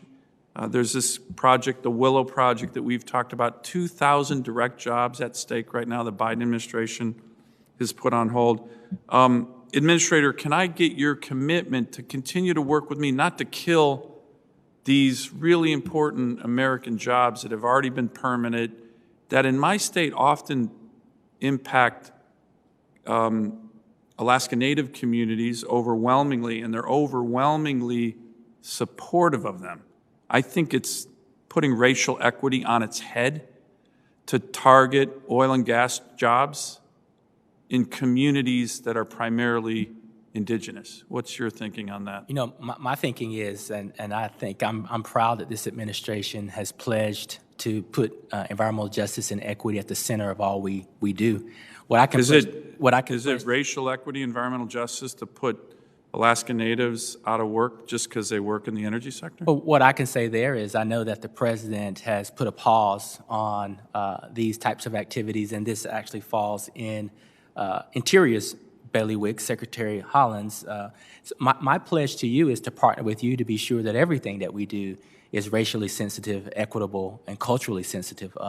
And that's part of EPA's DNA. And I can tell you that EPA's attitude as it relates to oil and gas is focused on deploying regulations that accentuate the technologies available to reduce methane. It's not to target individual projects. It's not to kill projects. It's focused on the opportunity that we see with the application of technology that we can use domestically and export internationally. So you have my word that we can work together to focus on that application of technology, do it in a cultural and racially and economically sensitive way, because that's what EPA's aim is for. Thank you. Thank you, Mr. Chairman. Quite welcome. Thank you for joining us today and for those questions, Senator. We may be joined remotely by some others or in person by some others members, but I think I've yielded out to others so I could go last, and so I'm prepared to go last now. And so, how are you holding up down there? It's a friendly crowd. I'm doing well. You feel like this is a home game or an away game? Back home. Oh, good. I wanted to just go back if I could. As we discussed a little bit earlier, the president announced, I think it was last week, that our country would take actions by the end of this decade that would reduce our nation's greenhouse gas emissions. I think it was like 52% below what they were in 2005. This announcement helps, we think, we hope, to put our country on a path toward net zero emissions by 2050, as you know, a goal I've supported for some time. As you mentioned, the Environmental Protection Agency is going to play a pivotal role in helping us to meet these ambitious but achievable goals. Your agency has regulatory authority under the Clean Air Act and the AIM Act, which has been mentioned here, that deals with hydrofluoric HFCs, hydrofluoric carbon, and the phase down of those over the next 15 years. You have research programs and you have grant-making authority through DERA and other authorities. My question is, how important is it, in your judgment, that we meet the President's climate goals? It's absolutely important that we meet the President's climate goals. Again, not only because it's an opportunity to save the planet and mitigate against the climate crisis, but this is a significant opportunity for this country to create millions of good-paying jobs and really leverage market potential and technological advancements. I mean, this is a win-win-win for our country. And, you know, too often we are talking about, or others are talking about, what China is doing, what India is doing. This is about American leadership. And I think that the President has rallied the world and indicated that we are back, that science is back. And this is an important moment for this country. Thank you. Achieving the President's climate goals is going to require EPA to be performing at its best. And I understand that over the past 4 years, EPA lost nearly 1,000 staff members from its headquarters and regional offices. I can imagine that this sharp decrease in staff could hinder the agency's ability to effectively carry out its core duties and function to protect public health and the environment. Could you just take a minute and share with us this morning any steps that you have taken or plan to take to begin to rebuild the agency by backfilling key positions and bringing on more staff? And how does this budget proposal assist those efforts? Well, thank you for that. I think it starts with rebuilding morale. No one wants to work at a place where they don't feel valued, and we've spent quite a bit of time rebuilding the morale in this agency and letting our staff know that they're valued. We're hoping that we can recruit back many of the employees that we lost. We lost over 1,000 employees over the past 4 years.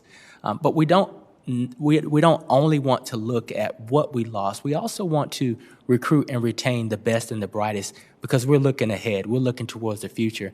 And so my leadership team is really rallying around lifting the morale, lifting the organizational health, and putting a recruitment and retention process in place to get the best and the brightest at EPA, because we need to be in fighting shape. This budget is a serious signal to the agency that we are being invested in and that we're going to be given the tools we need to protect the environment, public health, and the economy. Yeah. Several years ago, I was privileged to chair another committee, Homeland Security and Governmental Affairs Committee. And we found there's an annual report done measuring morale, good or bad, among federal agencies, major federal agencies. And the year after year, we found that the agency with the lowest morale was Homeland Security. And Jay Johnson, you may recall, was the secretary, Ali Mayorkas was the deputy, and they concluded one of the causes for the low morale was the lack of Senate-confirmed leadership within the agency. It was like, I would describe it as executive branch Swiss cheese. And Tom Coburn and I went to work. He was the ranking Republican on a committee at the time. And we went to work to try to make sure that we addressed that, and we did. And we've worked very hard, as I'm sure you know, to try to make sure that the president's nominees to help fill out the leadership team at EPA are pursued and confirmed. And that's why we felt that Janet McCabe was so important last week. But I just wanted to mention that in terms of morale. And we hope that the leadership team, an excellent leadership team that's been confirmed, will help raise that morale and do it sooner rather than later. Earlier this month, you announced a series of actions you plan to take to advance environmental justice, one of which was at a roundtable that I had the opportunity to join. You've also directed EPA staff to incorporate environmental justice considerations into their work across the agency. I'm encouraged about this effort to advance environmental justice. I think we all are. And my question would be, could you share with us any other actions you have taken or plan to take in order to address the historic failure to meet the needs of disadvantaged communities, and how does this budget proposal assist those efforts? This budget proposal is critical. This budget proposal is critical as well as the American Jobs Plan, because there are precious resources that are tucked in these proposals that give us the ability to help these communities that need it the most through grant applications, through advanced monitoring for air quality and water quality, and just the ability to provide the infrastructure so that these communities can communicate with us and use the data we provide to help uplift their communities through health, through equity, through economic opportunities. And so EPA has pledged that environmental justice and equity will be part of our DNA, and we plan to meet that moment. All right, thank you. All right, I understand that Senator Padilla is on WebEx. Senator Padilla, are you there? Yes, I am, Mr. Chair. We'll go ahead and recognize you at this time. And Senator Sullivan, I understand you have another question, and after he goes, you're next. Okay. Sure. Alex, go ahead, please. Thank you, Mr. Chair. First, Administrator Regan, I wanted to begin by thanking you for following through on President Biden's commitment to re-examine the Safe One rule. And I certainly appreciate your support of California's long-standing statutory authority to set greenhouse gas and zero-emission vehicle standards. California is and has been a national leader in the fight against climate change and eliminating toxic pollution from our transportation sector. So appreciate your early leadership and early collaboration. I also want to elevate yet another issue that I'm hoping is a good topic for collaboration in my state, and it begins with personal experience. You know, I know firsthand how outdated school buses expose children to harmful pollution. You know, I experienced it every day in the years when I was in junior high and elementary school, riding a school bus to and from in the San Fernando Valley, and that smell of diesel exhaust that would fill our lungs, not just mine, but every student that was on that bus, on the way to school, on the way from school. You know, I can still smell it today.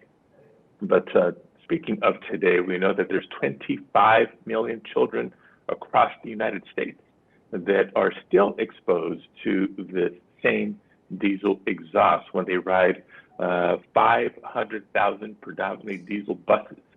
And so we know it's not just an environmental impact, it's also a health impact, and it's an academic impact, because when kids have health issues, respiratory issues, because of the exhaust that they're breathing, it affects their ability to learn and their academic performance. So as we work to build back better and address climate change, I believe it's imperative that we work with school districts and supply the resources necessary to accelerate the deployment of zero-emission electric school buses to reduce the exposure of children to greenhouse gases while improving their public health, the environment, and their academic learning. So I'm proud that along with Senator Warnock, Representatives Cárdenas and Hayes, that we introduced the Clean Commute for Kids Act this last week. It seeks to build on an initial proposal in the infrastructure plan.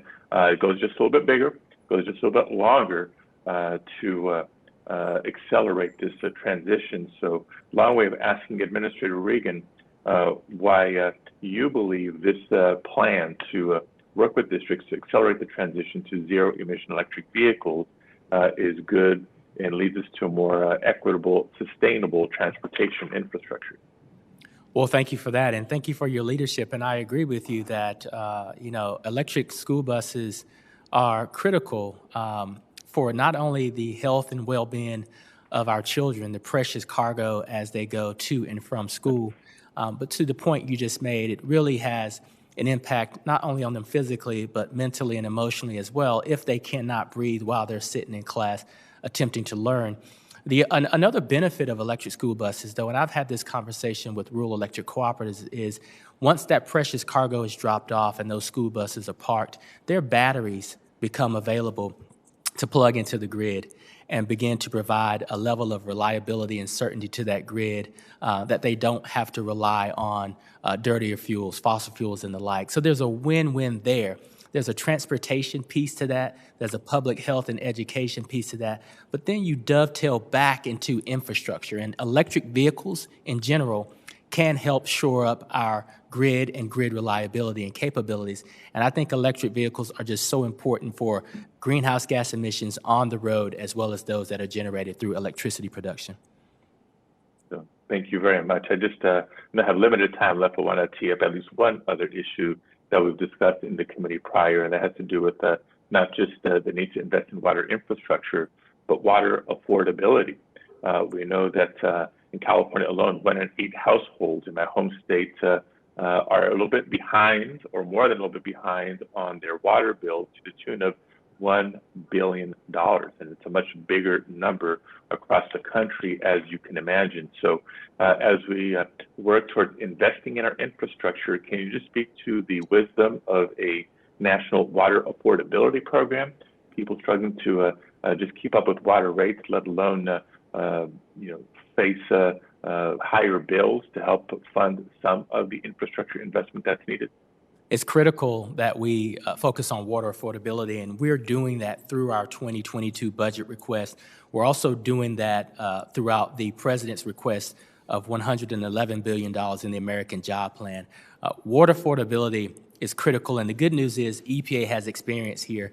We've got existing water financing programs that we've been operating for a number of years, where we've invested billions of dollars and created, hundreds of thousands of jobs. I believe that as we take a closer look at the resources that we're asking through the American Jobs Plan and our budget, that we'll be able to do a better job of dovetailing water affordability into our traditional grant and loan programs.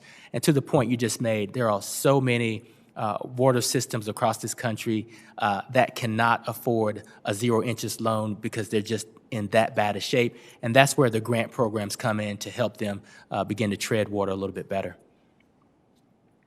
Thank you very much. Look forward to our continuing work together. Thank you, Mr. Chair. Senator Padilla, while you're still with us, before I recognize Senator Sullivan again, I'll just mention a couple of things. Thank you, Mr. Chairman. I just have one comment, and then Senator Sullivan, just wait one minute. I just want to mention a point that he's raised, and then you're recognized. Okay, just give me a minute. oh, sorry. Yeah, the Senator Padilla, you're probably familiar with something called Diesel Emission Reduction Act. It's legislation that Senator George Winovich and I introduced, 15 years ago, and it's continued to enjoy bipartisan support. Senator Ian Hoffman is my wingman on that now, and we continue to push for increased funding for the Diesel Emission Reduction Act, which should help address the issue that you raised here. And I would just ask you to feel free to join us as a partner in that. The other thing I would say, we're really encouraged by the advances that are being made for automotives of all kinds, including F-150 trucks and all kinds of cars, trucks, and vans using electric vehicles, and they're becoming more affordable and actually much greater ranges. Sometimes overlooked are hydrogen fuel cells, and to use the use of hydrogen and fuel cells to create electricity powered vehicles. The only waste product is water, H2O. And what I'm told by people a lot smarter than me, that it's going forward in the future, we're going to continue to use more and more, so you see more and more electric-powered cars, trucks, and vans on the road. But as time goes by, hydrogen and fuel cells with larger vehicles, trucks, mid-size and large trucks will be more common. And so there's a combination. And as we work on our service transportation legislation, we're committed to helping create corridors of charging stations and fueling stations for hydrogen. So it's going to take a combination of those two. Thanks so much, Senator Padilla. Senator Sullivan had one last question. We've been joined Just by a comment and a gentleman question. from Thank you, Mr. Chairman. Just a word of caution, Administrator. You don't get the good-paying jobs in the future, which is what the Biden administration, I'm talking about millions, by killing good-paying jobs in the present. And you don't get to environmental justice and racial equity by killing good-paying jobs and economic opportunities in Alaska Native communities. So I'm going to keep a close eye on that. I appreciated your responses to my questions today, and I appreciated you being here. And here's my final question. It's an important one. You're here right now, Senate confirmed, taking questions, oversight. That's the constitutional role that you and we have. I was surprised to see in the New York Times 8 days ago an article. I'd like to submit it for the record, Mr. Chairman. Without objection. It was on climate czar Gina McCarthy. And it mentioned she was the, quote, most powerful climate and energy official in the country, other than Mr. Biden himself. Shocked again to see you weren't mentioned in the article at all, not once. She actually claimed that she was the, quote, orchestra leader for a very large band on these issues.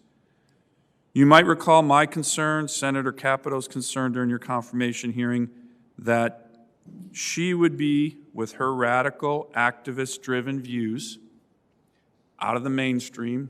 She wouldn't have been able to get confirmed here, that she would be in charge of these issues, EPA issues, not you.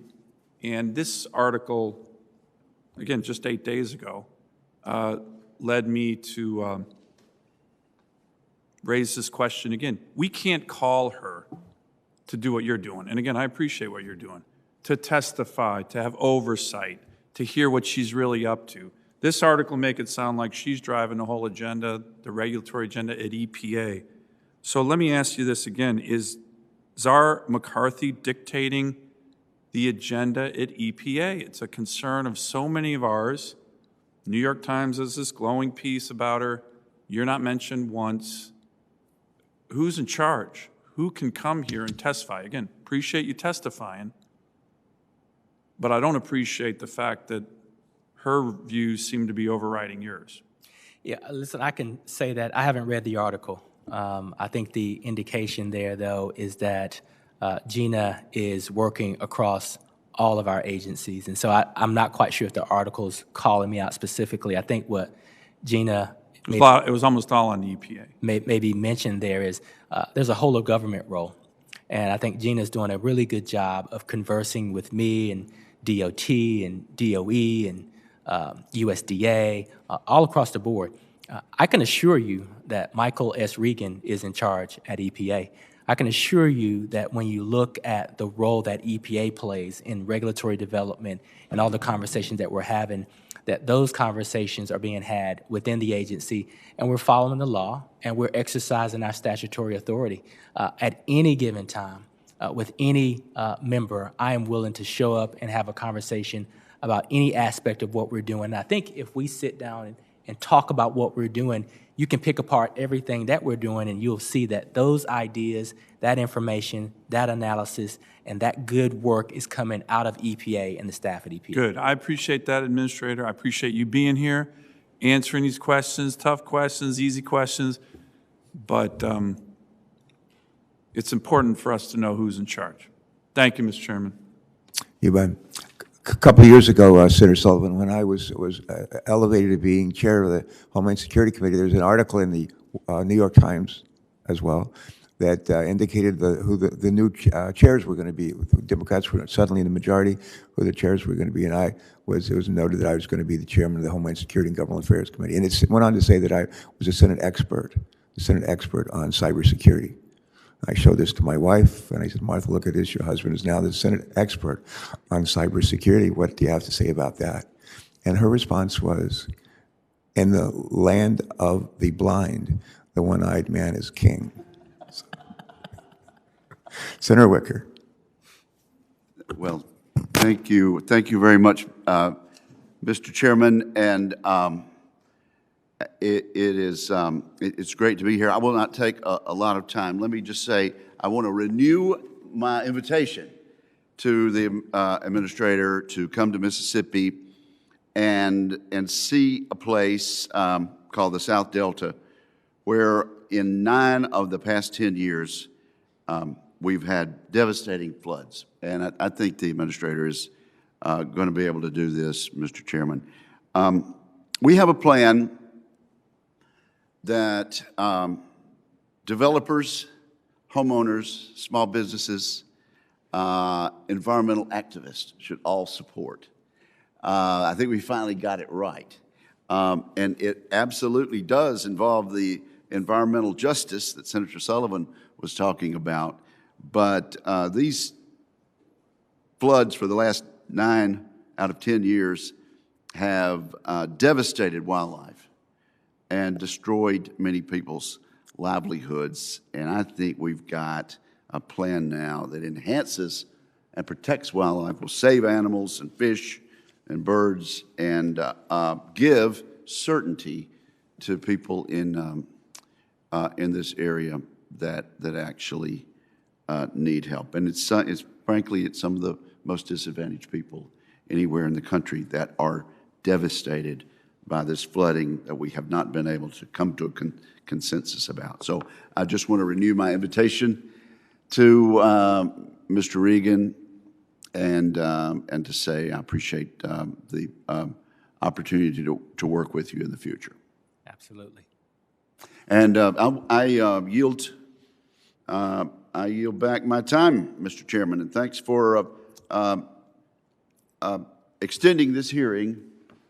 Just for you.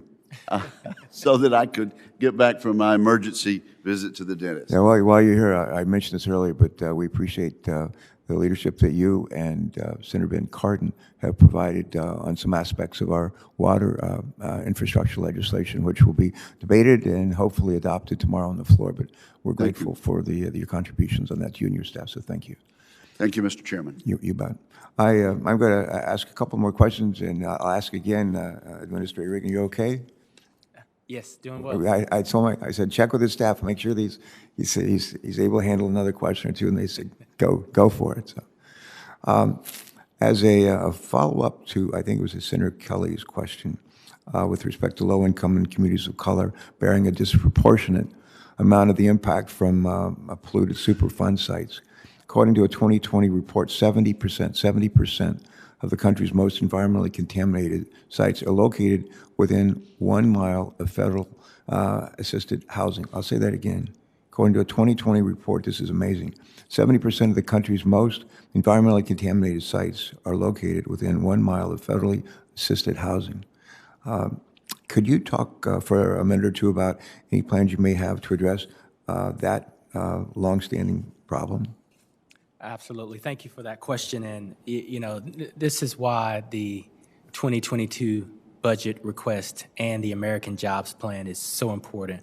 When we look at the resources in both of these places, they increase EPA's ability to expedite the cleaning up of brownfield sites and Superfund sites, which, to the point you just made, are located in these communities that already bear a disproportionate burden.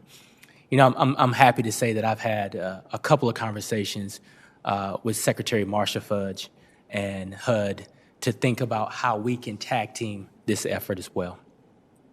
Good. Keep talking, because that's an amazing number. Isn't that an amazing number? Have you heard that before? 70% within a mile of federally assisted housing. That's unbelievable. All right, next question. With respect to renewable fuel standards, as discussed a bit earlier with Senator Ernst and others, but recently I wrote a letter along with my Delaware colleague, Senator Chris Coons and Congresswoman Elisa Blunt Rochester, to you in regards to renewable fuel standards. In the letter, we mentioned the need for EPA to take action to address the volatility in the RFS compliance markets, and this includes providing some compliance flexibilities that reflect the COVID challenges, doing more to address market manipulation, and finally acting on the applications for new advanced biofuel pathways and fuels. My question is this, do we have your commitment that you and EPA, your EPA team, will make it a priority to work to stabilize the RFS market and that the program works as intended? Also, will you commit today to meet with myself and others in our delegation to further discuss this issue? Absolutely, can commit to both of those. All right, great. We have in our state an oil refinery. When I first came to Delaware right out of the Navy at the end of the Vietnam War and enrolled in the University of Delaware, get an MBA, one of my requirements in a course I took my first semester in graduate school was a course looking at a Delaware business that was under investigation, always under fire by federal government or the state government for their alleged abuses or irregularities. I didn't know anything about Delaware. I'd been there like 2 weeks. I was in this course, and I started reading the paper, one major daily paper, and I started reading the paper to find out what business or company was like maybe a good subject for me to cover in my report. And I just kept reading stories day after day after day about the Getty refinery, which is one of the worst polluting refineries on the East Coast. Terrible place for all kinds of air emissions, water emissions. And that was my introduction to that refinery. Today, the refinery is still alive and hanging in there. It's much, much better environmental steward, much, much better, incredibly better. And part of that happened when I was governor, and this man right over here, Christophe Toulouse, was our Secretary of Natural Resources and Environmental Control, your counterpart from Delaware. And so we're proud of the progress that's been made. They provide employment opportunities to about 1,000 people in our state, which is a lot of people in a little state, and good paying jobs. And they have concerns with respect to the chaos that's predicted in the RINs market, comes out of the RINs market. And this is something that's real. It's a matter of concern to us. And at the same time, we think it's important that we create renewable fuels and that they're environmentally friendly and help us to fly airplanes and send ships out to sea and so forth. So I appreciate your assurance, and we look forward to following up with you on this front. Vehicle emission standards. I think I've been working on this for plans to increase its sales of electric vehicles such that 50% of the vehicles it sells in the U.S. and China will be electric by 2030. Honda has announced plans for 40% of its sales to be zero-emission vehicles by 2030, 80% by 2035, and 100% by 2040. And General Motors has announced it intends to produce only electric vehicles by 2035. The GM is also in a partnership, I believe, with Honda on fuel cells, and which is something that is quite promising.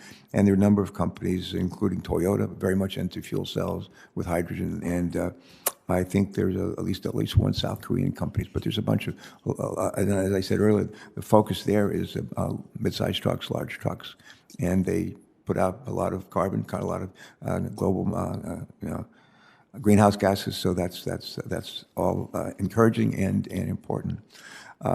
However, having said that, EPA hasn't typically factored in availability, the availability of electric vehicles in establishing emission standards. And this is this big issue, and I think it's too big to ignore. But just your thoughts, if you will EPA consider the increasing availability of electric cars when setting vehicle emission standards? And I'll just say this again. Will EPA consider the increasing availability of electric cars when setting vehicle emission standards? And Mr. Administrator, would you look further for further correspondence for me on this issue, because a couple of colleagues and I will be sending it to us. But my question is, will you consider the increasing availability of electric cars when setting vehicle emission standards? We do. We take those market considerations under consideration, market dynamics under considerations, the availability of the technology that needs to be deployed, and the ability for the auto manufacturers to produce the vehicles and keep those jobs here in America. All right. My staff and I are working on a letter with a couple of our colleagues to follow up on this, and we just ask you to be on the lookout for it. And I think that that might be it. When Senator Stabenow was joined us by WebEx an hour or so ago, she chairs the Ag Committee, and she's a new member of this committee, and a very valued colleague and friend. We have, believe it or not, in Little Delaware, we raise, I'm told, maybe at one time more soybean than any county in Sussex County, Delaware, than maybe any county in America. Little Delaware, we raise a ton of corn, and for every person that lives in Delaware, we have about 400 chickens. And so most people don't think of Delaware as an agricultural state, but we are. And one of the concerns we have, and especially in southern Delaware, where we have some of the best beaches in the country, Rehoboth Beach and Bethany and Dewey and so forth, but we are always concerned about overdevelopment of the areas closer to our beaches and shores. One of the ways to combat that is to make sure that farmers are able to make a good income, and to keep the value of the farms and farming so attractive that why they wouldn't want to sell their farms. Excuse me just for a second, please. I'm always looking for ways to do good things for our planet, for our environment, for our air, and create jobs and economic opportunity. Would you just think out loud for a minute about how we can take, maybe in carbon sequestration, how can we take that technology and the ability to infuse that into the soil, to enrich the soil, to make it more productive, and to create an economic model that rewards farmers for continuing to farm, and to being even better environmental stewards than they already are? Is this something that you all have thought about in North Carolina or even at EPA since you've gotten there? Absolutely. I think that this is what you just described is an excellent opportunity, and why the president has insisted that agriculture stay at the table.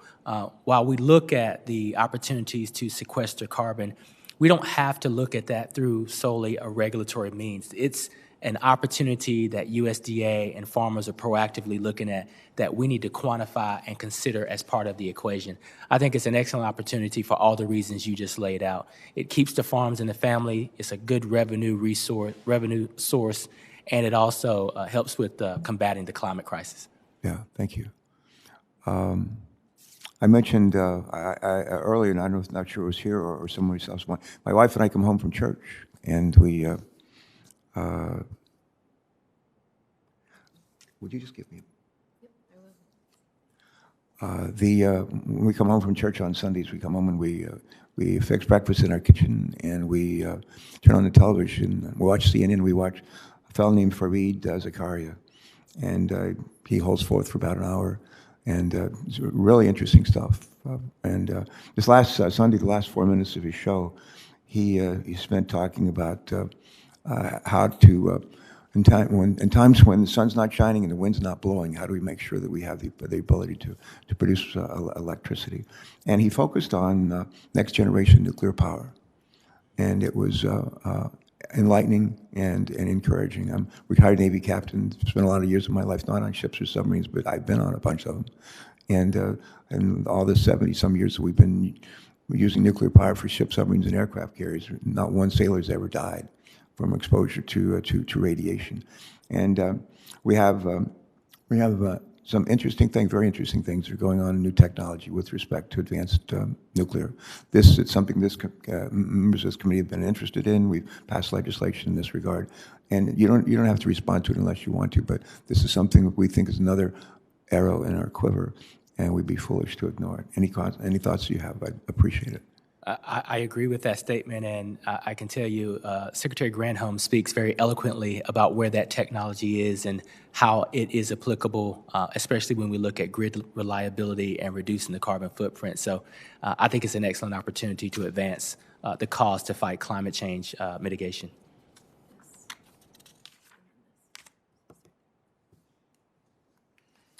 All right. Again, I'm going to do some housekeeping right now, and then I'll say thanks. For one last time. For some final housekeeping, senators will be allowed to submit questions for the record through close of business on May the 12th. They'll compile those questions and send them to you, Mr. Regan. And we'd ask that you try to reply to us by May 26th. That's about 2 weeks. And all right. And with that, thank you for joining us today. This is something that we haven't done for a while. And to have a budget hearing and have the administrator here and to stay with us for this time and be as forthright as you have been in your responses is refreshing. And we look forward to doing it again and again and again and maybe again.